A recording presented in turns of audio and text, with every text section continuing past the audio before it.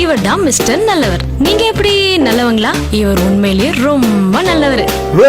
நல்லது செய்யணும்னு நினைக்கிறேன். இவர் எந்த அளவுக்கு நல்லவர்னா சொர்க்கத்துக்கு போறவங்க லிஸ்ட்ல இவர் தான் நம்பர் 1 இருப்பாரு. ஓ யா. சரி மிஸ்டர் நல்லவரே, நீங்க 10 கட்டளைகளை கடைபிடிச்சிருக்கீங்களா? ஆமா.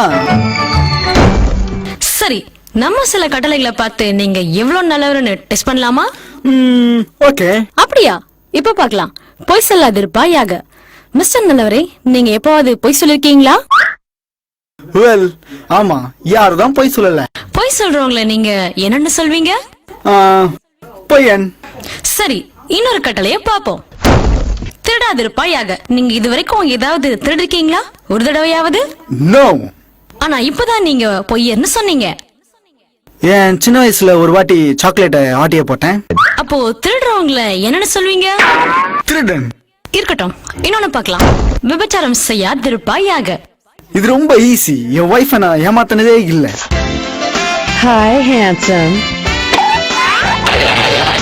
ஓ பேபி. இயேசு கிறிஸ்து சொன்னாரு, நீ ஒரு பொண்ண தவறான கண்ணோட்டத்துல பார்த்தாலே ஆல்ரெடி நீ அவளோட விபச்சாரம் செஞ்சாச்சுன்னு. ஓ ரைட். இன்னொன்னு, நீ கர்த்தருடைய நாமத்தை வீணாய் பயன்படுத்தாமல் இருப்பாயாக. நீங்க எப்பவாவது தேவனோட பேரை சபிக்க பயன்படுத்திருக்கீங்களா? Oh my. அதுக்கு பேர் தான் மிஸ்டர் நல்லவரே தேவதூஷணம். தேவன் உங்களுக்கு உயிரையும் உங்களுக்கு வாழ்க்கையும் நீங்க வச்சிருக்க எல்லாத்தையும் கொடுத்திருக்காரு. ஆனா நீங்க அவரோட நாமத்தை அசிங்கப்படுத்திட்டீங்க. அதனால நீங்க உங்க வாயாலேயே நீங்க ஒரு பொய்யர்னு, திருடர்னு, கடவுளை சபிக்கிறவர்னு, விபச்சாரக்காரன்னு ஒத்துக்கிட்டீங்க. அதுவும் 10ல வெறும் 4 கட்டளை தான். ஓகே, ஒத்துக்கிறேன். நான் ஒன்னும் பெர்ஃபெக்ட் கிடையாது. இது அதை விட ரொம்ப மோசம். ஒருவேளை உங்க மூளையில மைக்ரோசிப்பை வச்சு உங்களோட ரகசிய சிந்தனையெல்லாம் ஒரு வாரம் ரெக்கார்ட் பண்ணி அதெல்லாம் ஒரு தியேட்டர்ல ஓட வச்சு உங்க ஃப்ரெண்ட்ஸ் சொந்தக்காரங்க முன்னாடி போட்டு காமிச்சா? ஐயோ, எனக்கு அவமானமா இருக்கும். பைபிள் சொல்லுது, தேவனுக்கு எல்லாம் தெரியும், உங்க இருதயத்தின் ரகசியம் எல்லாம் தெரியும். சில பேரை கம்பேர் பண்ணும்போது நான் உத்தமன். ஒருவேளை இருக்கலாம். ஆனா கடவுள் அவரோட சட்டத்தின்படி தான் தண்டிப்பாரே தவிர மத்த மனுஷங்களை வச்சு பார்க்க மாட்டாரு. இருந்தாலும் நீங்க ஒரு நாளுக்கு 5 தடவை பாவம் பண்ணாலே ஒரு வருஷத்துக்கு 1825 பாவங்களை பண்ணிருக்கீங்க. இதே கணக்குப்படி நீங்க 70 வருஷம் வாழ்ந்தீங்கன்னா 1,27,000 பாவங்களை பண்ணிருப்பீங்க.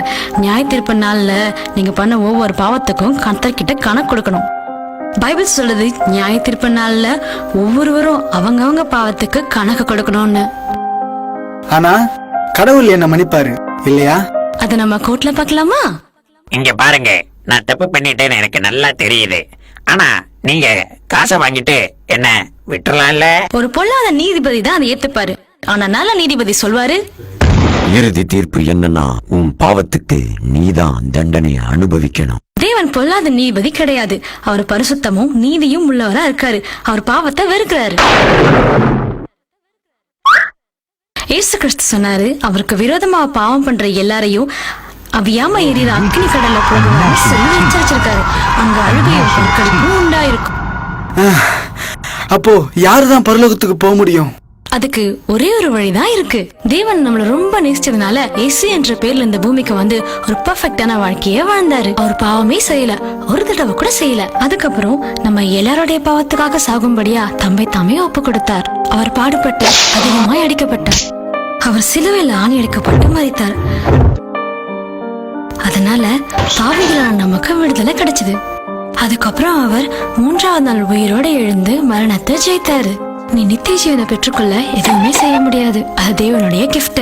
யாரெல்லாம் இயேசு கிறிஸ்து முன்னாடி தாழ்த்தி மனம் திரும்புறாங்களோ அவங்களையெல்லாம் அவர் மன்னிக்கிறாரு, உங்களை சுத்தப்படுத்துறாரு, உங்களுக்கு புது இருதயத்தை தராரு. பைபிள் சொல்லுது, ஒருவன் கிறிஸ்துவுக்குள் இருந்தால் புது சிருஷ்டியா இருக்கிறான்னு. அதனால உங்க இஷ்டப்படி வாழ்றதை நிறுத்திட்டு மனம் திரும்பி இயேசு கிறிஸ்து கிட்ட வாங்க. பைபிளை படிங்க, அதன்படி செய்யுங்க. நீங்க கிறிஸ்துவுக்குள் வளர சபைக்கு போங்க. அதுக்கப்புறம் நீங்க பெற்ற சந்தோஷத்தை எல்லாருக்கும் சொல்லுங்க.